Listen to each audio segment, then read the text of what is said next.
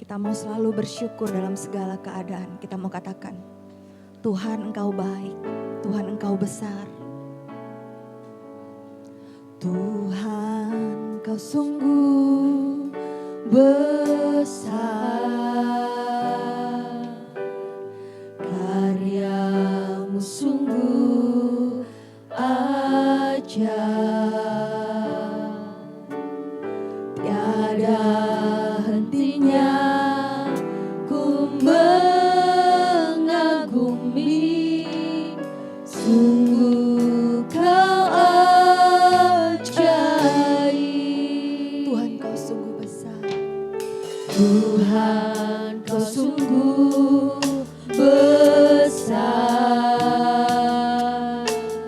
karyamu sungguh ajaib, tiada hentinya ku mengagumi, sungguh kau ajaib. Ku mau selalu bersyukur kepadamu, Tuhan, anugerah-Mu mempesonaku. Selalu dan selalu Kau angkat hatiku, Kau membuatku berharga di mata-Mu. Kita nyanyikan dari awal.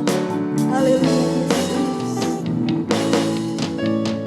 Tuhan Kau sungguh besar, karyamu sungguh ajaib, tiada hentinya ku mengagumi, sungguh ajaib. Ku mau selalu bersyukur kepadamu, Tuhan, anugerah-Mu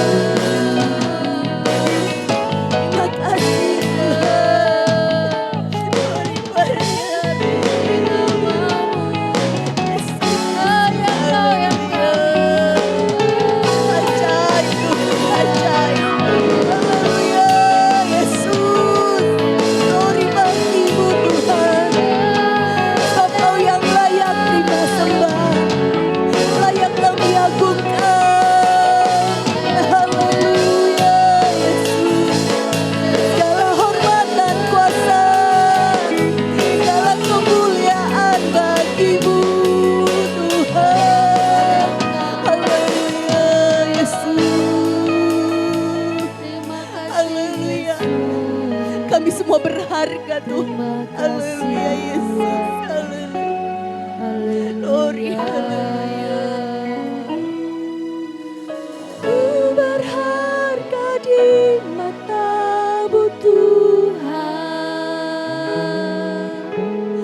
Anugerah-Mu mempesonaku. Haleluya Yesus. Ku berharga di mata-Mu Tuhan. Anugerah-Mu cukup bagiku berharga. Ku berharga di mata-Mu Tuhan. Anugerah-Mu cukup pesonaku. Ku berharga di mata-Mu Tuhan. Anugerah-Mu cukup bagiku. Ku mau selalu bersyukur kepadamu Tuhan. Anugerah-Mu mempesonaku Yesus. Haleluya. Selalu dan selalu Kau angkat hatiku. Kau membuatku berharga di mata-Mu. Kau membuatku berharga di mata-Mu. Kau membuatku berharga di mata-Mu. Haleluya Yesus. Dalam segala keadaan Tuhan, setiap musim kehidupan kami mau berkata, Engkau selalu baik. Tuhan Yesus selalu baik buat kami. Biar hati kami selalu bersyukur kepadamu Tuhan. Segala yang terjadi dalam kehidupan kami percaya Tuhan punya rancangan yang indah buat kami. Anugerah-Mu cukup buat kami Tuhan. Malam hari ini Tuhan, kami rindu lebih lagi merasakan hadirat Tuhan. Lebih dalam lagi merasakan kasih Tuhan. Biar Tuhan Engkau urapi setiap kami yang hadir malam hari ini. Mulai dari anak-anak, pemuda, remaja sampai dewasa. Jangan ada terlewati Bapa.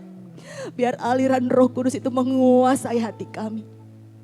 Segala kuasa yang tidak berasal dari Engkau, kami tolak, kami hancurkan di dalam nama Tuhan Yesus Kristus. Roh Kudus yang bertata di tempat ini. Roh Kudus yang menguasai hati kami. Kami rindu mendengarkan firman Tuhan. Berfirmanlah Tuhan melalui hamba-Mu. Kami anak-anak-Mu siap menerima berkat kebenaran firman Tuhan. Kami sambut dengan sukacita dalam nama Tuhan Yesus Kristus. Haleluya. Amin. Puji nama Tuhan, selamat malam Bapak Ibu, ada haleluya?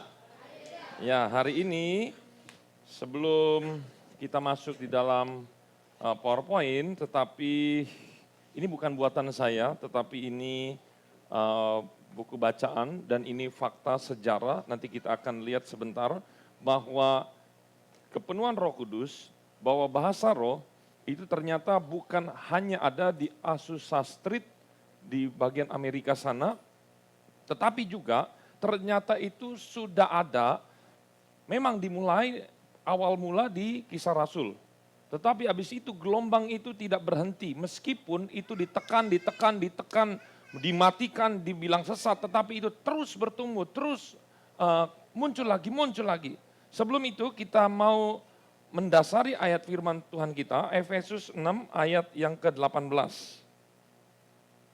Efesus 6 ayat yang ke-18. Ya.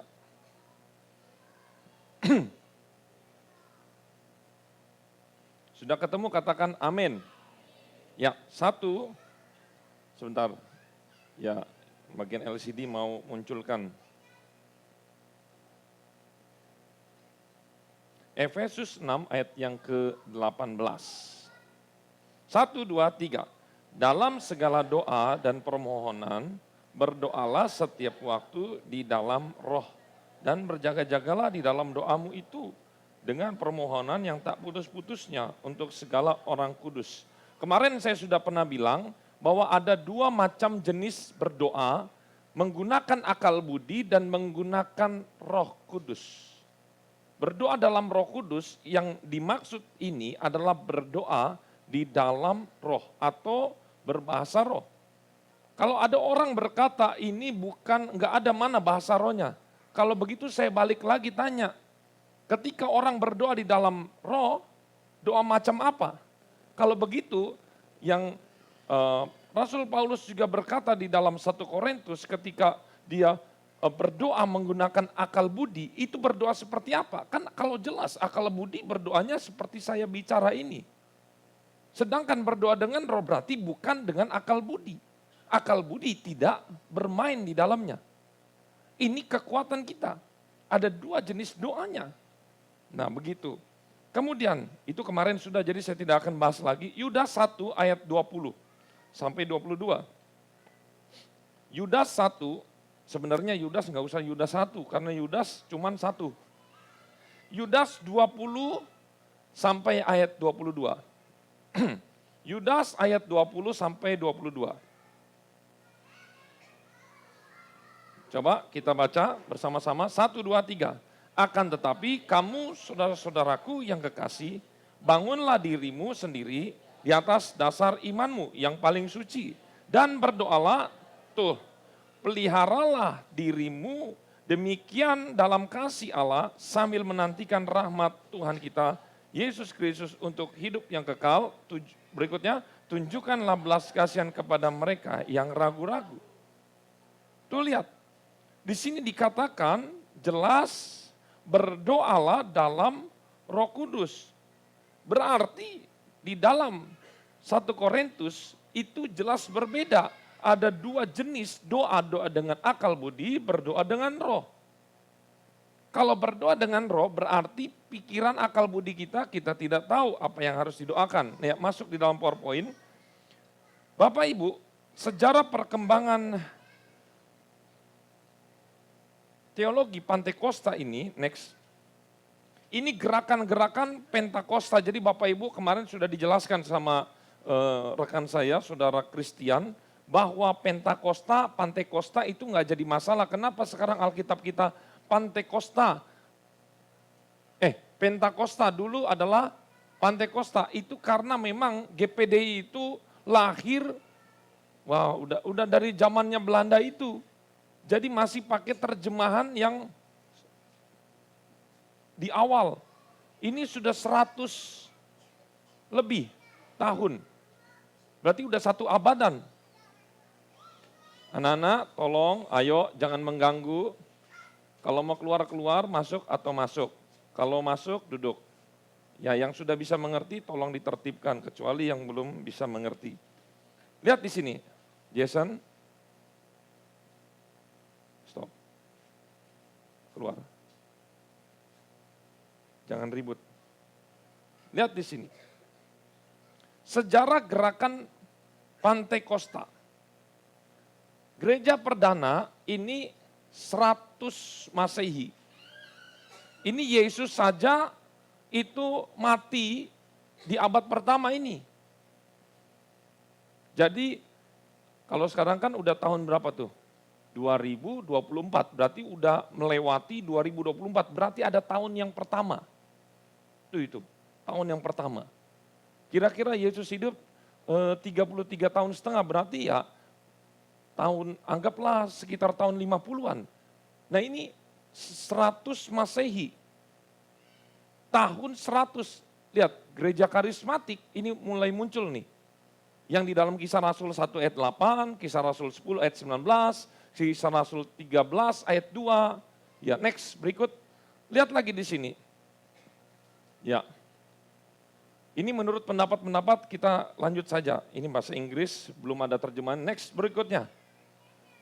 Berikutnya langsung ke dalam 2, masa sebelum gereja Nikea. Konsili Nikea. Nah ini seringkali kita dengar di YouTube bahwa Yesus baru diangkat menjadi Tuhan di konsili Nikea ini.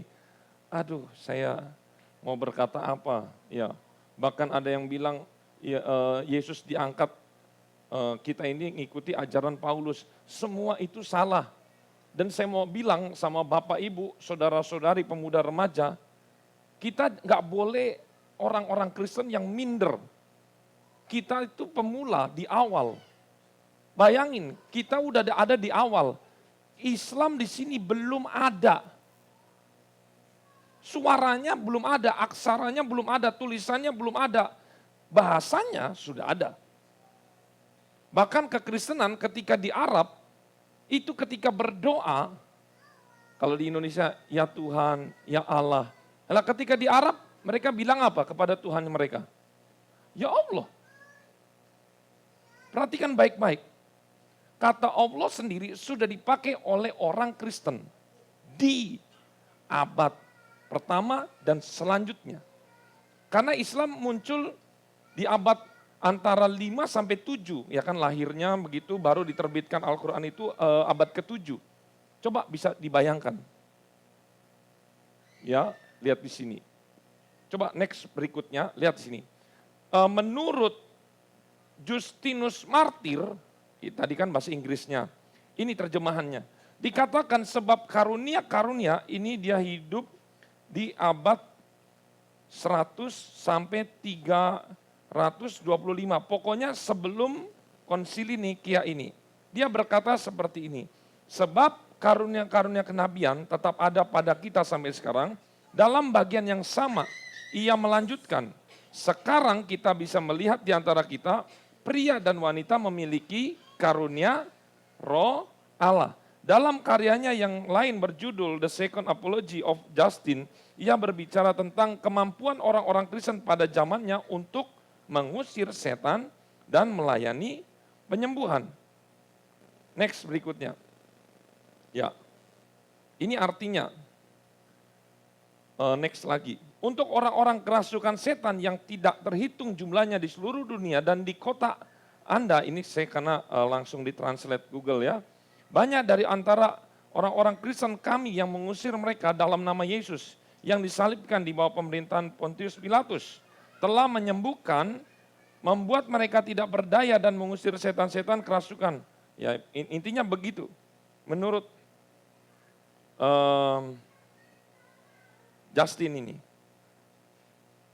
Justinus Martir. Terus lagi,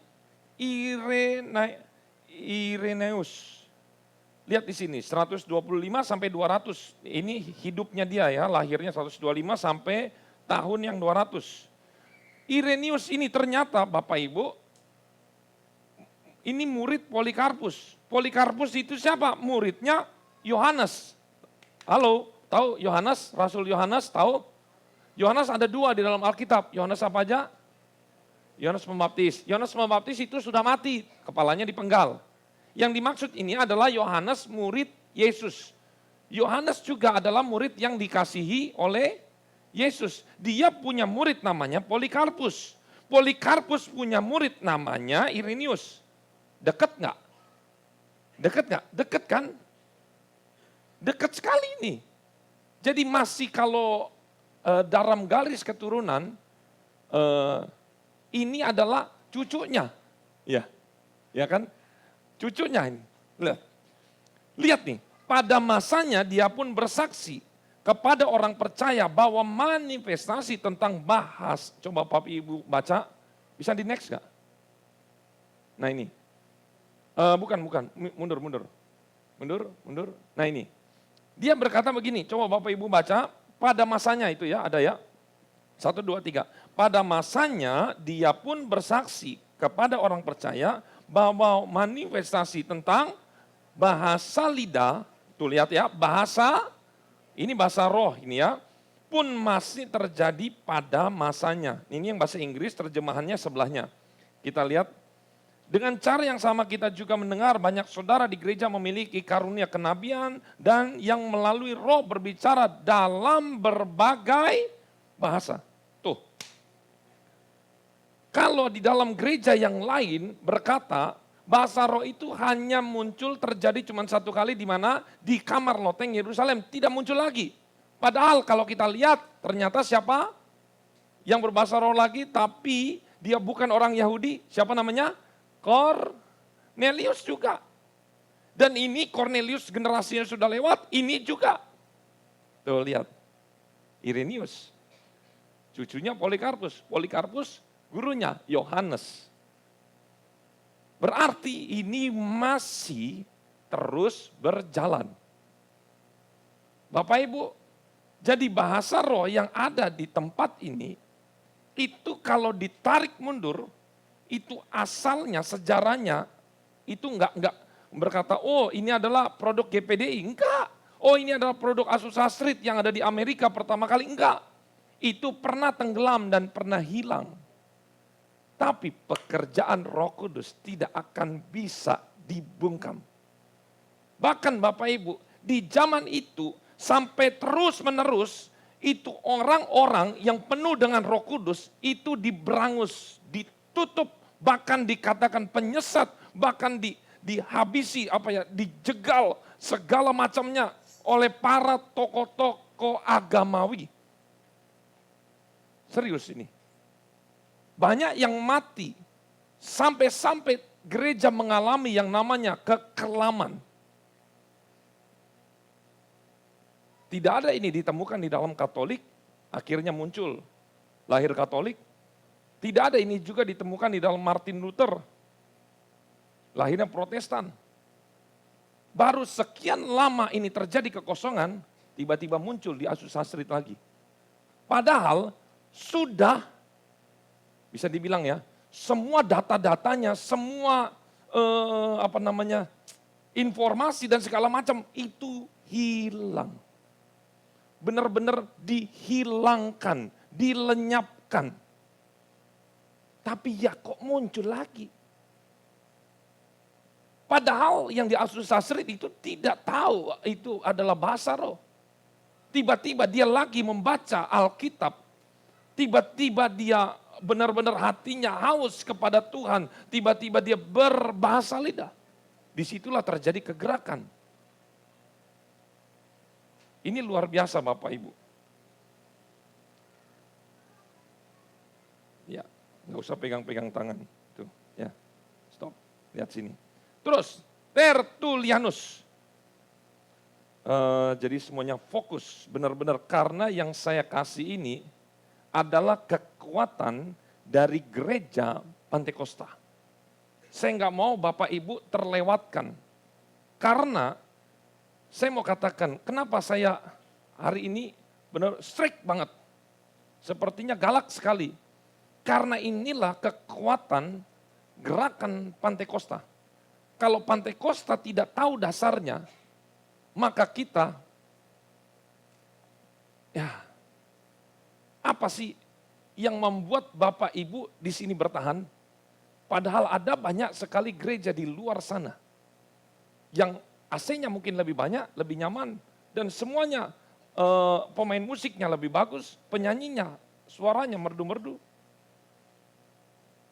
Menurut orang tua saya sebagai gembala, dia bilang, kalau kamu bersaing dengan musik kalah, kamu bersaing dengan gedung kalah, tapi satu yang punya ciri khas, kamu punya jubah. Apa itu jubahnya? Roh Kudus. Gereja Pantekosta di Indonesia, kalau sudah tidak ada urapan Roh Kudus di dalam setiap ibadah, ganti pelangnya. Jangan lagi pakai nama GPDI. Jadi saya bukan mau fanatik dengan GPDI-nya, saya juga nggak terlalu yang bagaimana dengan GPDI.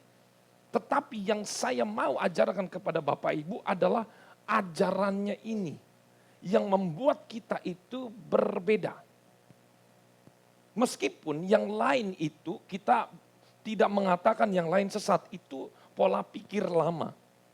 Yang lain benar menurut ajarannya dia. Amin Bapak Ibu. Katolik juga benar menurut ajarannya dia. Protestan juga benar menurut ajaran dia. Tetapi Protestan juga tidak boleh berkata GPDI juga sesat. GPDI tidak boleh berkata Katolik dan Protestan sesat. Itu nggak boleh. Sama aja kita bilang begini. Rumah tangganya saya dengan rumah tangganya Pak Anton dengan rumah tangganya Pak Arnold. Saya bilang, oh kamu salah begitu, ini salah. Enggak, semua rumah tangga punya aturannya sendiri-sendiri. Ini yang harus jadi kekuatan. Amin. Lihat sini. Tertullianus.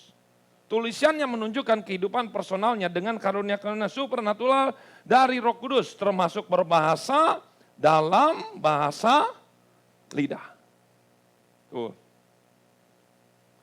Ini lanjut saja di sini. Dia menceritakan pengalamannya bahwa dia menjelaskan hal-hal yang terkait dengan karunia-karunia Roh Kudus kepada seorang wanita.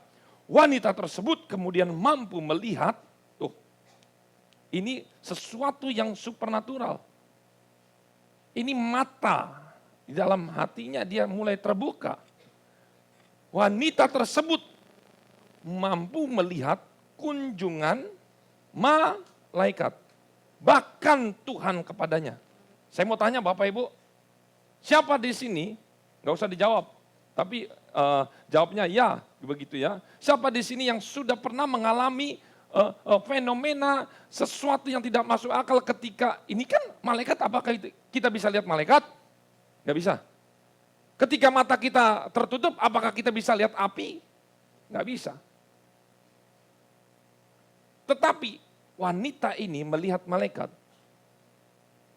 Saya yakin Bapak Ibu terlalu banyak cerita di gereja ini, kesaksian yang justru bahkan melihat Yesus, melihat api, melihat ada sosok pria, melihat juga malaikat.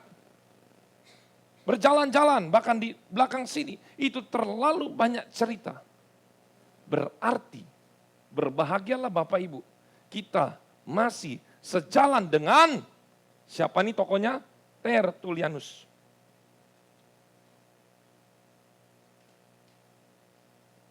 Bahkan ia dapat mengetahui rahasia di dalam hati dan kebutuhan terdalam khususnya terkait dengan kesembuhan fisik. Next juga, dalam tu scapula. Nah, ini selalu ada hubungannya dengan iblis.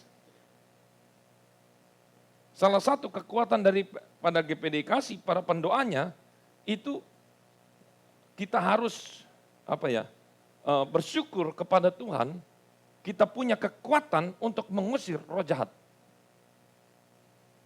Selalu ada hubungannya dengan iblis.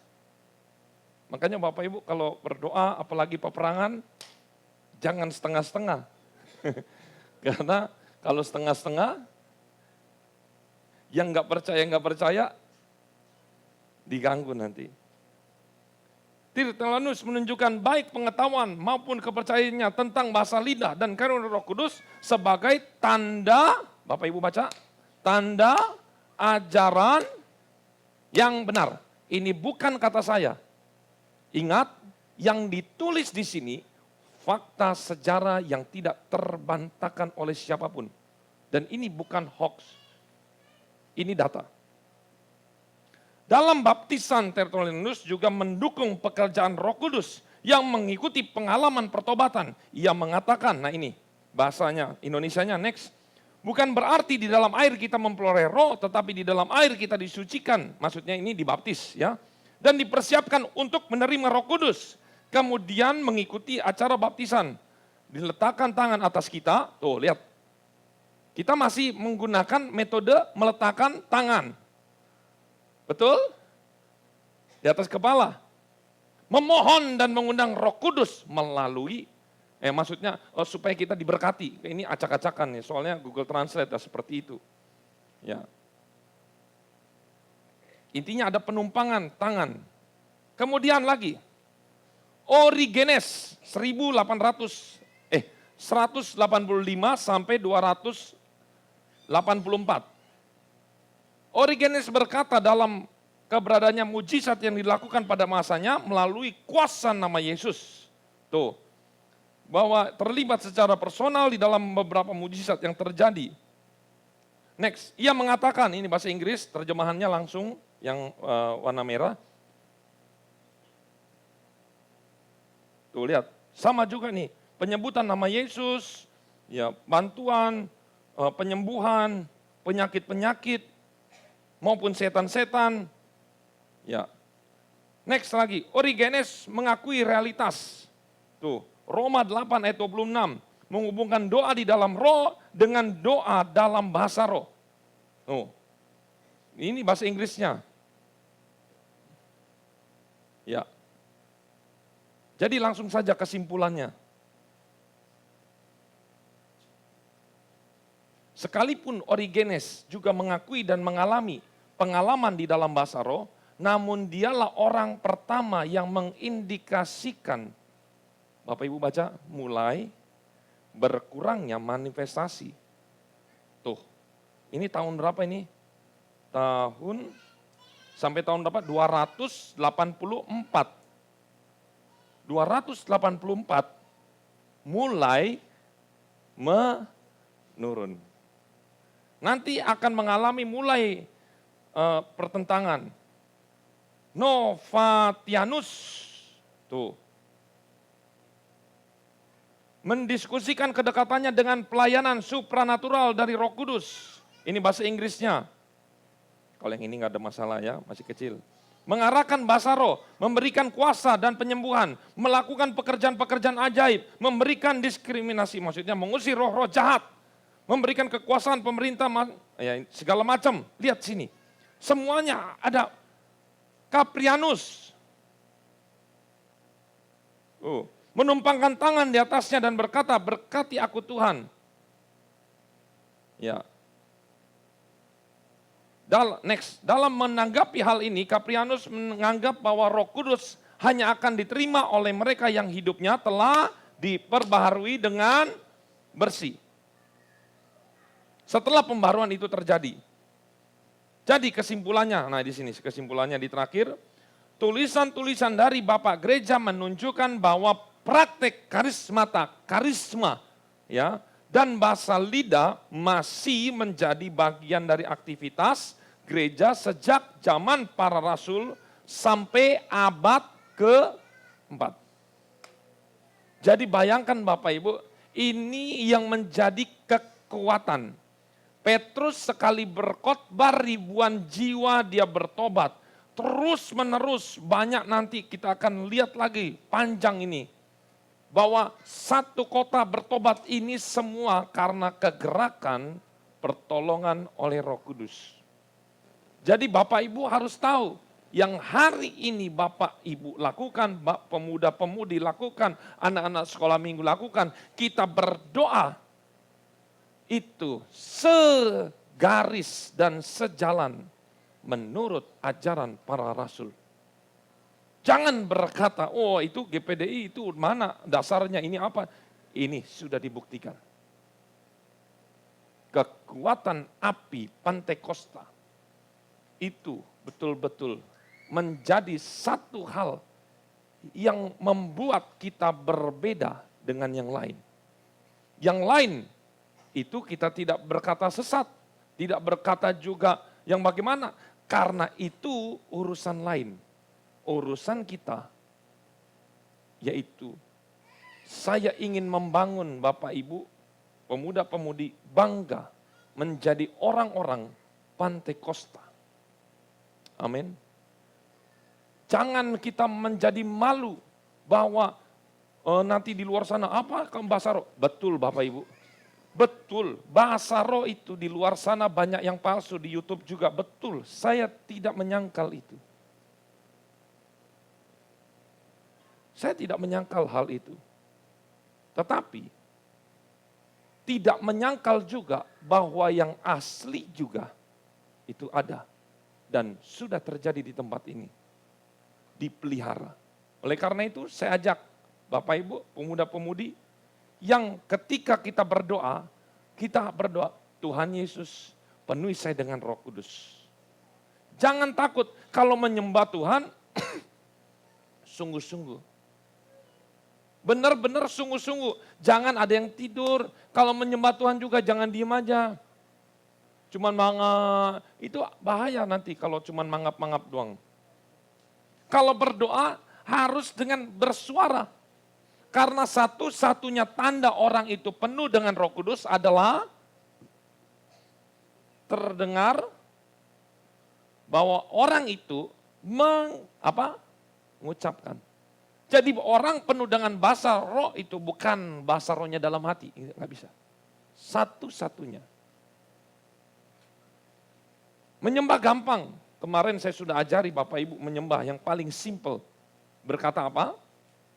Haleluya. Berkata apa lagi? Apa lagi? Yesus baik. Apa lagi? Glory. Segala sesuatu yang memuliakan Tuhan.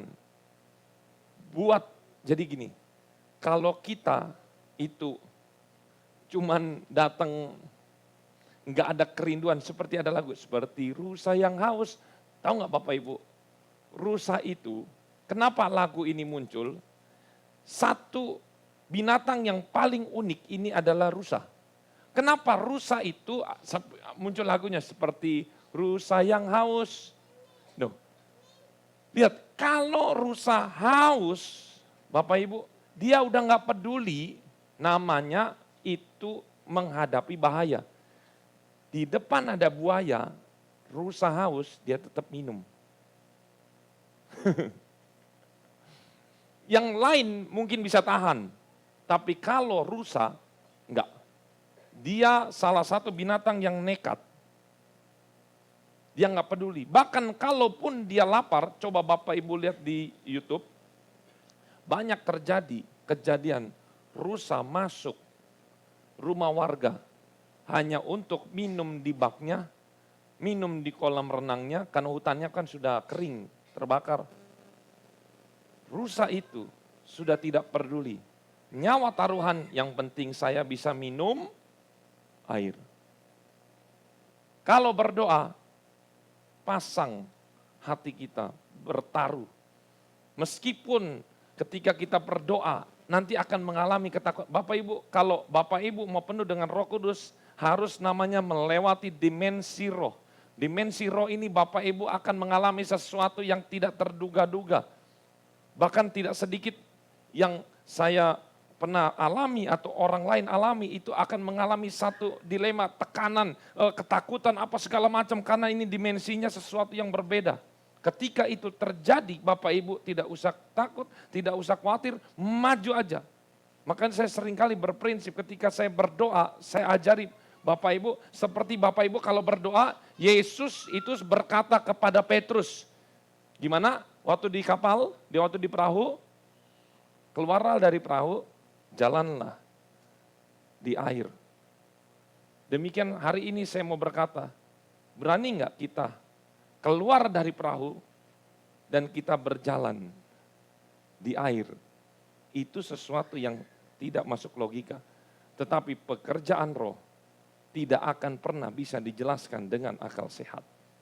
Tetapi itu hanya bisa dijelaskan dengan pekerjaan Roh Kudus. Mari kita masuk di dalam doa.